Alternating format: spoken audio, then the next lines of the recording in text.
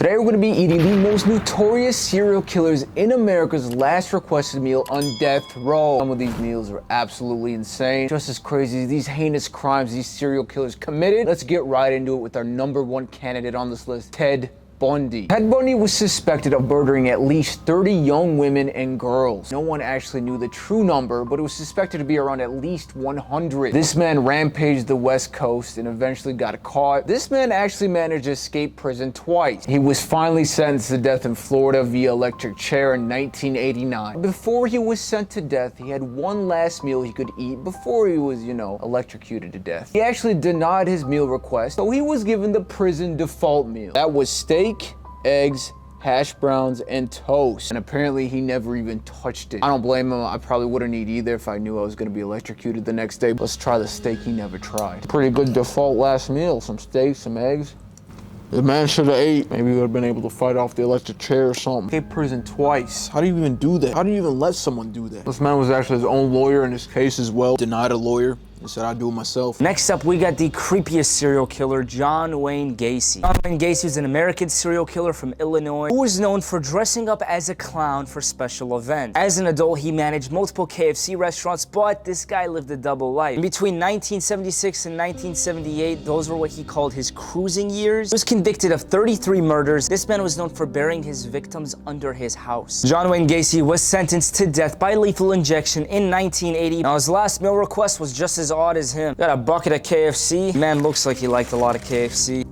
Okay, she's pretty good though, I ain't gonna lie. Dozen deep fried shrimp. Man loved his fried food.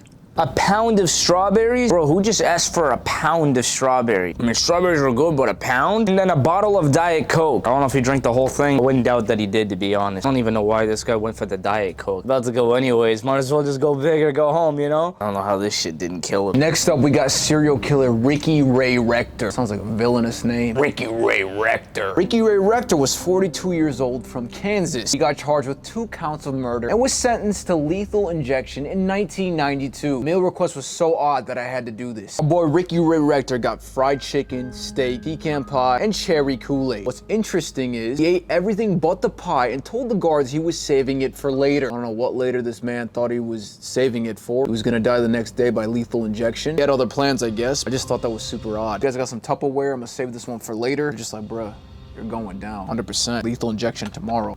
These people probably destroy their toilets right before they go. These people getting fried food, protein, crazy dessert. Plumbing must be crazy. Lastly, we have Victor Fueger. Now, this guy wasn't the most notorious serial killer, but he had probably one of the oddest meal requests that I've ever heard. He rented a room in Iowa, then he went on Yellow Pages and started calling doctors. First doctor that answered, he claimed that a woman needed help and a doctor needed to head over right away. When the doctor arrived, Victor shot him in the head. A few days later, the doctor's body was found in a cornfield. Fueger was arrested while trying to sell his car. Fueger was executed March 15th, 1963 by hanging. Now, his last meal request was really weird because it honestly does not make sense at all. His last meal request was a single olive with the pit left inside. After the execution, the pit was found in his pocket. It's believed that he left the pit in his pocket so that when he was buried, an olive tree would grow from the ground and it would be like a symbol of peace or something. Honestly, makes no sense. The guy did not seem like he wanted peace.